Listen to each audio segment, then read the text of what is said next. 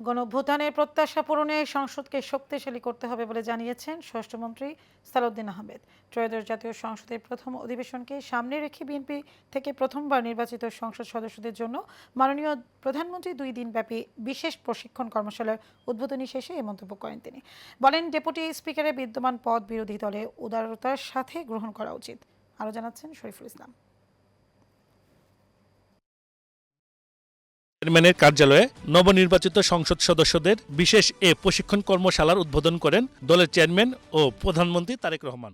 সংসদীয় রীতি পদ্ধতি, আচার আচরণ এগুলো যেগুলো প্রতিষ্ঠিত সেই সম্পর্কে আমরা একটু ধারণা দিলাম এবং নিলাম। এই কর্মশালার লক্ষ্য সাংসদদের দক্ষতা বাড়ানো ও সংসদকে প্রাণবন্ত করতে এমপিদের সংসদীয় কার্যক্রম, বিল বাজেট প্রণয়ন, স্থায়ী কমিটির কাজ এবং মন্ত্রিসভার সংসদীয় রেওয়াজ সম্পর্কে প্রাথমিক ধারণা প্রদান করা। সবাইকে সতর্ক থেকে আগামী দিনে সংসদ কীভাবে পরিচালিত হবে এই বিষয়ে একটা দিক নির্দেশনা দিন, যেটা অতীতে আমি কয়েকবার সংসদ সদস্য ছিলাম, আমি কখনোই এই অভিজ্ঞতা আমি অর্জন করি।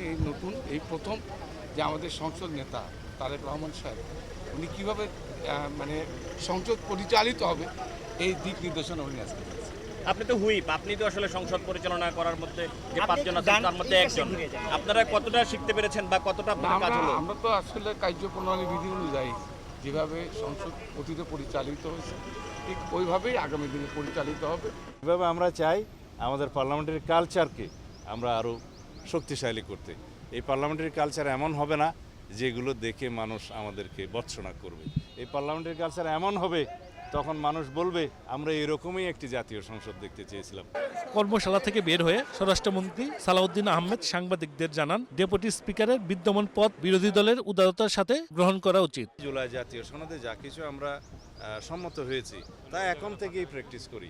তবে ওনারা সঠিক বলেছেন যে সংবিধান সংশোধিত হবে, 2টা ডেপুটি স্পিকারের পদ সৃজন হবে, তারপরে একটা ডেপুটি স্পিকার তারা পাবেন একজন। সেটা ঠিক আছে, কিন্তু আমরা যদি এখন থেকে আমাদের উদারতা প্রদর্শন করে বিদ্যমান ডেপুটি স্পিকারের যে পদটা আছে তাদেরকে দিতে চাই, সেটা আমার মনে হয় তাদেরকে একটু উদারভাবে দেখা উচিত। উদ্বোধনী এই কর্মশালায় প্রধানমন্ত্রীর কন্যা জাইমা রহমান সহ সিনিয়র নেতারা উপস্থিত ছিলেন। Rules of procedure, Shariful Islam, Asian television, Dhaka. রীতি পদ্ধতি।